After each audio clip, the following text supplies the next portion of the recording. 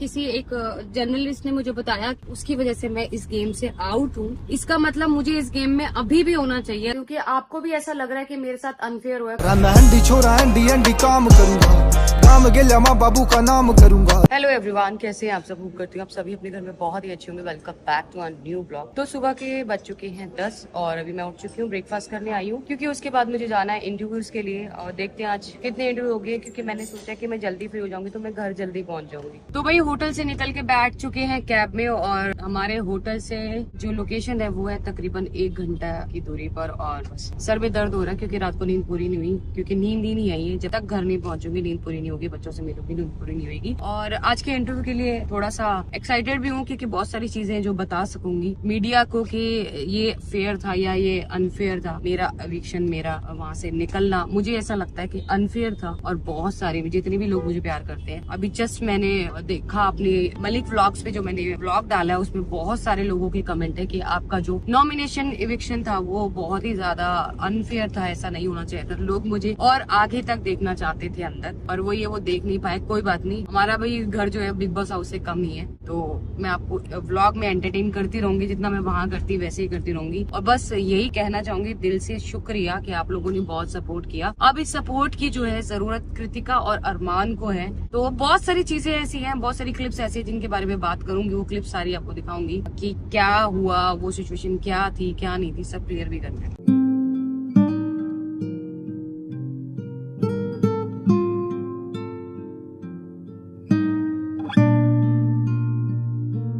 सुबह से इंटरव्यू करते करते अभी हो गए हैं 5:15 और अभी जो है इंटरव्यू खत्म नहीं हुआ। मैं तो बहुत ज्यादा थक गई हूँ, और इंटरव्यू देते देते ना मेरा फेस इतना छोटा सा हो गया। नींद इतनी ज्यादा आ रही है क्योंकि नींद पूरी नहीं हुई थी, रात को बहुत लेट सोई थी और सुबह जल्दी उठ गई इंटरव्यू के लिए। तो अभी यहाँ से निकलते सबसे पहले कुछ अभी तो मैंने समोसा और चाय खाया है, क्योंकि भूख लग रही थी बहुत ज्यादा। अब मुझे लगता है 5:30 या 6 बजे तक मैं यहाँ से फ्री होंगी। उसके बाद मैं मिलने वाली हूँ एक स्पेशल पर्सन से, और आप लोगों को भी मिलवाने वाली हूँ। और उसके बाद 2 लोगों से मिलने वाली, दोनों से मिलवा दूंगा।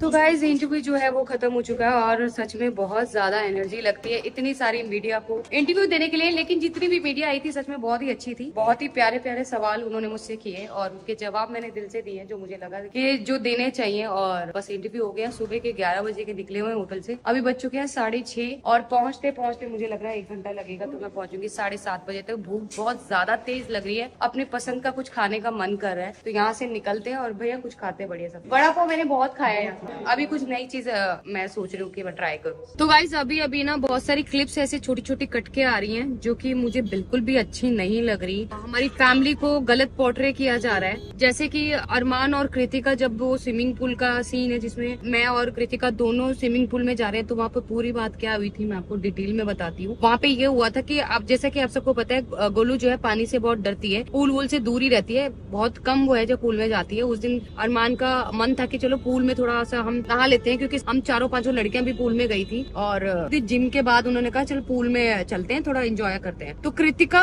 जो उसकी गहराई थी पूल की वो थी 5.5 फीट। तो वो गलत जगह से जो पूल में उतर रही थी, और मैं सीढ़ियों से उतर रही थी। तो अरमान जी ने उसको उतारा था पानी के अंदर। तो वहाँ पे गलत पोर्ट्रे किया गया कि पायल अपने आप पानी में आ रही है, और अरमान जो है कृतिका को गोद में उठा के नीचे आ रहा है। तो मुझे ये समझ में नहीं आता, भाई आप लोग हर चीज का गलत वे क्यों लेते हो? आप उसे पॉजिटिव वे में भी देख सकते हो। और अगर आपने ये सीन देखा है तो पहले लाइव पे जाओ, वहाँ पे 24 आवर्स लाइव दिखाते, वहाँ पे जाओ, वहाँ देखो कि क्या रीजन है कि पायल अपने आप उतर रही है और अरमान कृतिका को उतार रहा है। तो पहले उसके पीछे पूरा आप उस मुद्दे के पीछे जाओ, फिर अपने कमेंट करो। और बहुत सारी ऐसी क्लिप है, वो सारी क्लिप मैं एक एक करके लगाऊंगी भी। और गाइस जितने लोग वहाँ अपने बन रहे थे ना, भाई भाई भाभी भाभी कर रहे थे, उन लोगों का कल का जब एविक्शन के टाइम पे जो वो अंदर बुलाया था हमें सीक्रेट रूम में, और कुछ विश के लिए बोला गया था, तो वहाँ पे शिवानी की विश सुन के तो मैं हैरान ही हो गई। उसकी विश ये थी कि अरमान जी उस घर से निकल जाएं, और दूसरी शायद उसकी विश थी कि अरमान जी जब तक हम उस हाउस में रहे हमसे बात ना करें। कोई ऐसी विश कैसे मांग सकता है कि एक आदमी अपनी बीवियों से बात करनी छोड़ दे? बहुत ही गलत उसका ये विश था, मुझे बिल्कुल पसंद नहीं आया। और अगर आप 24 आवर्स देख रहे हैं ना, तो वहाँ पे शिवानी एक हिंदी में सेंटेंस बोल रही है कि बिग बॉस की कठपुतली लाइक कुछ बोल रही है 24/7। अगर आप लाइव देख रहे हैं तो वहाँ वो इतनी अच्छी हिंदी बोल रही है, इसका मतलब वो हिंदी में बात कर सकती है, पर वो जानबूझ के उस भाषा में बात करती है ताकि जो यूपी साइड के जो लोग हैं वो अट्रैक्ट हो सके। एक वो उसके पास कार्ड है वो खेलने के लिए कि मैं इस भाषा में बात करूंगी तो मुझे ज्यादा सपोर्ट मिलेगा, बल्कि वो हिंदी में भी बात कर सकती है और बहुत प्यार से बात कर रही है। बिग बॉस की कठपुतली दिखाएगी ऐसे कुछ ऐसे करके बोल रही है, तो यहाँ से भी पता लगता है कि ये भी एक उसके पास कार्ड है अपनी लैंग्वेज का कि वो उससे भी खेल रही है। तो भाई बेटा शिवानी क्या कर रहे हो आप, कौन सी टेक्निक से खेल रहे हो आप? कभी कुछ हो जाते हो, कभी कुछ हो जाते हो, कभी आप कहते हो हमें ऐसा ही बात करनी आती है, हमें हिंदी नहीं आती है, पर आप तो बहुत अच्छी हिंदी बोल रहे हो। अब जो है उनकी साइड से अभिषेक या फिर उनकी फैमिली से कोई ना कोई जरूर मेरा व्लॉग देख के मुझे बोलने आएंगे, तो भाई पहले आप देखो कि आपकी बिटिया क्या कर रही है, वो ऐसे क्यों खेल रही है, वो ऐसा प्रिटेंड क्यों कर रही है अपने आप को, वो खुद डबल फेस क्यों कर रही है। भाई हमें तो समझ में नहीं आ रहा। फिर आप बोलोगे कि आपकी बिटिया के पीछे पड़ गए हैं, क्योंकि आपकी बिटिया कर ही ऐसा रही है, वो खुद अपने आप को गलत शो कर रही है। तो गाइज अभी जब मैं इंटरव्यू देके निकली ना, तो किसी एक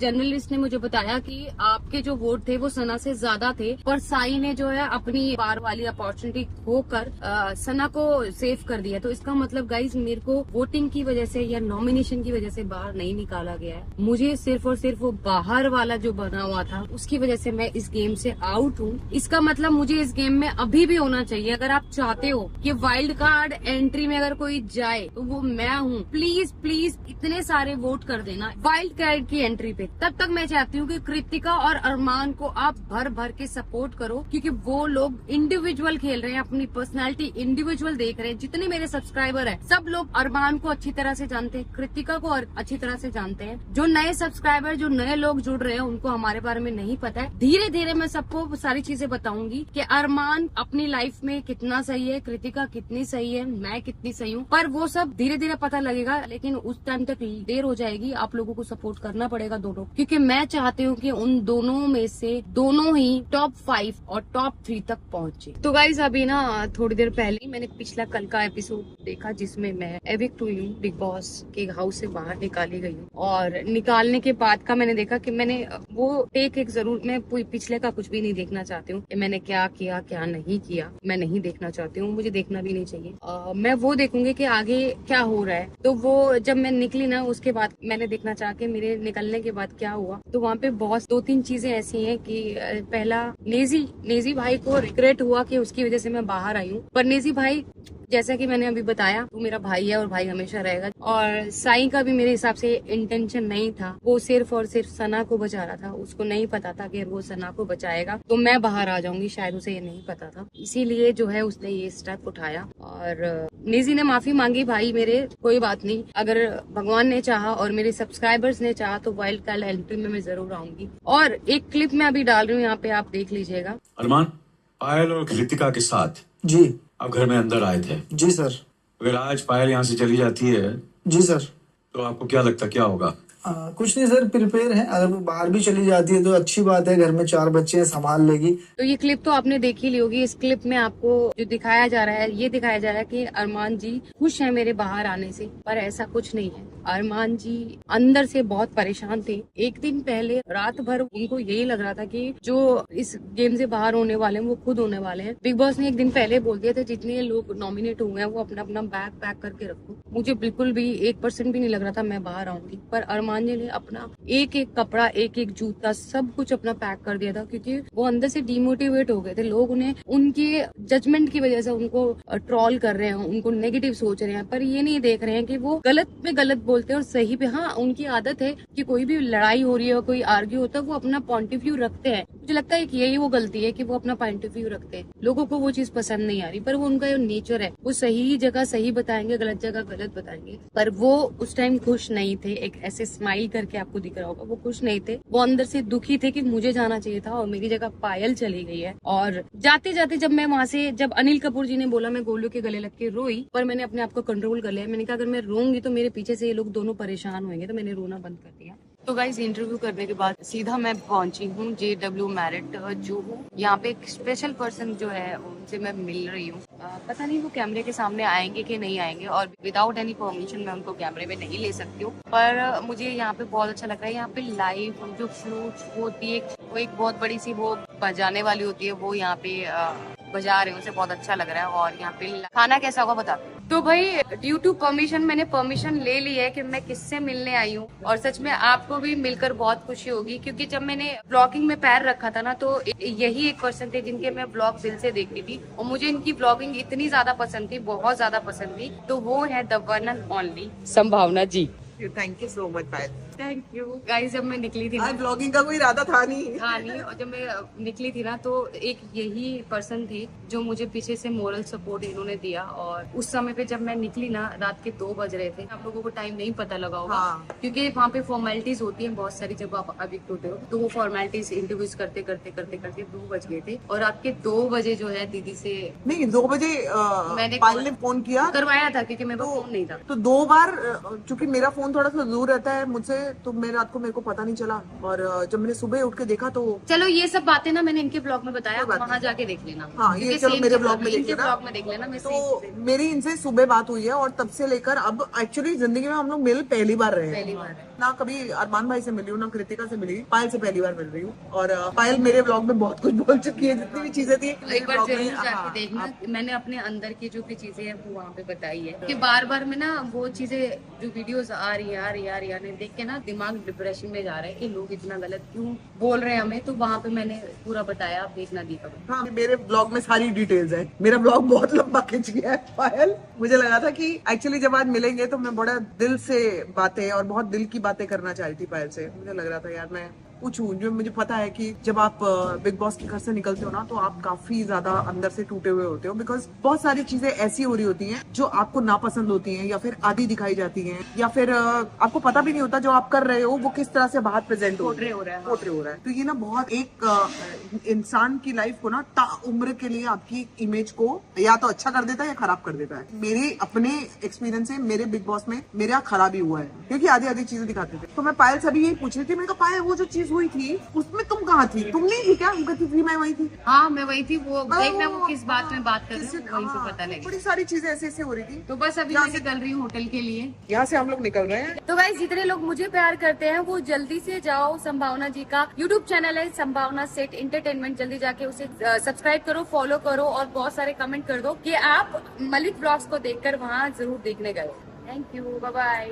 गाइस एक ना सबसे बड़ी क्लिप जो आ रही है बार बार टावल वाली, और हस्बैंड यूज कर लिया, उसके लिए ना मुझे बहुत ज्यादा बुरा लग रहा है, क्योंकि उस क्लिप को वो एक मजाक चल रहा था। उस मजाक में जो थी, इंक्लूडिंग मैं भी थी वहाँ पे, गोलू ने सिर्फ वो मजाक में बोला था। और गोलू जब भी बात करती है ना, वो उसको अंदाजा नहीं है, उसके मुंह से ऐसे शब्द निकल जाते हैं जो शायद लोगों को समझ में नहीं आएंगे, पर हम समझते हैं। उसका बोलने का इंटेंशन जो है वो गलत नहीं था, वो मजाकिया हिस्से में उसने बोला था कि जब मैं किसी का हस्बैंड यूज कर सकती हूँ तो टावल क्या चीज है। अरमान जी ने बोला था कि हाँ मियाँ बीवी है तो एक हम टावल यूज कर लेते हैं एक दूसरे का। तो वो पूरी बात जो है वो नहीं दिखाई गई है, और सिर्फ इस वीडियो के बाद गोलू को इतना नेगेटिव बनाया जा रहा है। तो प्लीज मत बनाओ। आप हमें 2 नहीं 3 नहीं 4 साल से हमें ब्लॉगिंग करते हुए देख रहे हो, और आप लोगों को पता है गोलू को कहीं ना कहीं आज तक भी रिग्रेट है कि वो मेरी फ्रेंड थी और उससे वो गलती हुई, उससे प्यार में सब कुछ हुआ और उसने शादी करी। आज तक भी रिग्रेट है। उसने खुद बिग बॉस इतने बड़े प्लेटफॉर्म पे भी उसने नेशनल टीवी के सामने भी बोला है कि मेरे से गलती हुई है, और अगर मैं पायल की जगह होती तो मैं कभी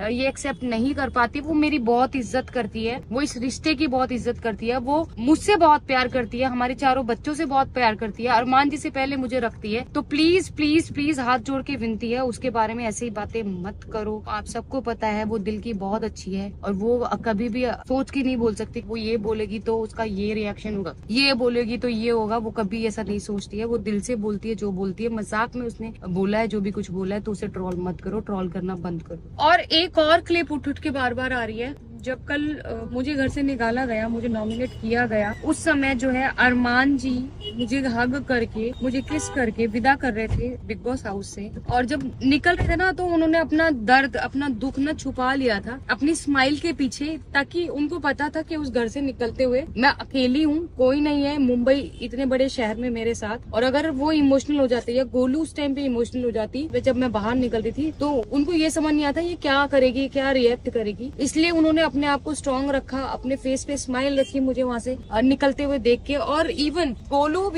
भी मेरे जाने के बाद रोई। जिस टाइम अनिल जी ने मेरा नाम लिया था कि नॉमिनेट है, उस टाइम मैं गोलू के गले लग के रोई थी कि मुझे बिल्कुल भी ऐसा भरोसा नहीं हो रहा था कि मैं नॉमिनेट हो चुकी हूँ, मैं इस घर से एविक्ट हो चुकी हूँ, निकल चुकी हूँ। जैसे मैं निकली वहाँ से, तुरंत गोलू वॉशरूम में गई और वो फूट फूट के रोई। तो प्लीज आप जज मत करो, आप वो चीज देख के जज करो जो 4 साल से आप हमारी फैमिली में देख रहे हो। ये छोटी छोटी क्लिप से कुछ नहीं होता। देखो, शो चलाना है उनको, और कुछ लोग होते हैं जो छोटी छोटी क्लिप से अपने इंस्टाग्राम ये सब चलाते हैं, ये उनका काम है, ये उनकी ड्यूटी है। तो आप पूरी अगर देखना है तो पूरा लाइव वो देखो, वो एपिसोड कहाँ आया है, कितना क्या क्या किया गया, वो पूरा 24 लाइव में आप देखने जाओ और फिर किसी भी मुद्दे पे आप खड़े हो। तो वही जस्ट अभी अभी मुझे एक बहुत ही बेस्ट पर्सन मिलने आया है, जिनको आप लोगों ने बहुत प्यार दिया है और जो मुझसे पहले अविक्ट हुए थे बिग बॉस से, तो वो नीरज भैया मुझसे मिलने आए हैं। और क्योंकि काफी समय से वो जब से अविक्ट हुए तब से मुंबई में ही थे, तो उनका फोन आया भाभी कहाँ। मैंने कहा भैया मैं होटल में हूँ। तो भैया नीचे आए, मैं उनसे जा रही हूँ मिलने और आपको भी मिलवाती हूँ एक बार फिर नीरज गोयत से। तो भाई ये रहे नीरज भैया, और बैठ के हमने बहुत सारी बातें करी। और एक नॉमिनेशन भैया का था जो पहले नंबर पर था, ये दूसरे नंबर पर जो अनफेयर था, और एक मेरा।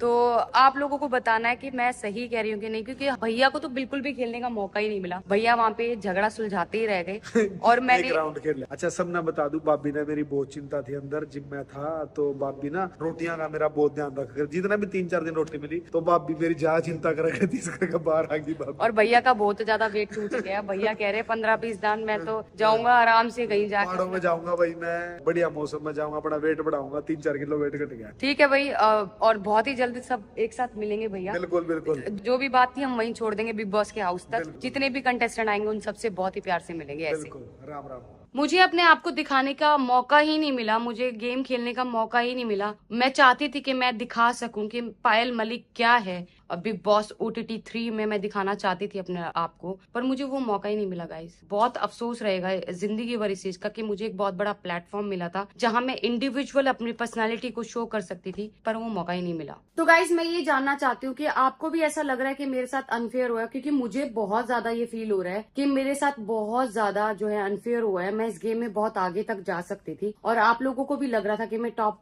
5 तक तो पहुंच ही सकती थी और मैं इस गेम में बहुत अच्छा कुछ खेल सकती थी, दिखा सकती थी, अपने आप को प्रूव कर सकती थी। अभी तक जो आप देख रहे हैं अरमान जी और कृतिका के साथ मुझे देख रहे हैं, पर मुझे ऐसा लगता है कि मैं इस गेम में जो है इंडिविजुअल पर्सनालिटी में अपनी दिखा सकती थी, पर मुझे वो चीज दिखाने का मौका ही नहीं मिला। तो ये फेयर था अनफेयर था, मुझे कमेंट में जरूर बताना। इस ब्लॉग को यहीं एंड कर रही हूँ, मिल रही हूँ नेक्स्ट ब्लॉग में। तब तक जिसने चैनल को सब्सक्राइब नहीं किया है जल्दी जाके सब्सक्राइब करो, लाइक करो, कमेंट करो, शेयर करना बिल्कुल मत भूलना। और जाते जाते एक मैसेज देना चाहूंगी आप लोगों को, सभी लोगों को, कि कहीं भी हम 2 शादियों को प्रमोट नहीं कर रहे हैं। सब लोगों को ये लगता है कि हम पॉलीगैमी को सपोर्ट कर रहे हैं, बिल्कुल भी नहीं है ऐसा। हमारे साथ ये हुआ है, अरमान जी ने 2 शादियां करी है, पर मैं हिंदुस्तान के हर एक आदमी को ये मैसेज देना चाहती हूँ कि प्लीज 2 शादी कभी मत करना, ये सही नहीं है और इससे आपका घर खराब हो सकता है, आपकी जिंदगी बर्बाद हो सकती है। हम लोगों ने अपनी जिंदगी को संभाल लिया क्योंकि हमारे पास कोई और ऑप्शन नहीं था, ना मेरे पास, ना कृतिका, ना अरमान जी के पास। हम लोगों को एक साथ रहना था क्योंकि हम लोगों की जिंदगी एक दूसरे के साथ जुड़ी हुई थी। तो बस बाय बाय, टेक केयर, अल्लाह हाफिज, मिलते हैं नेक्स्ट ब्लॉग में।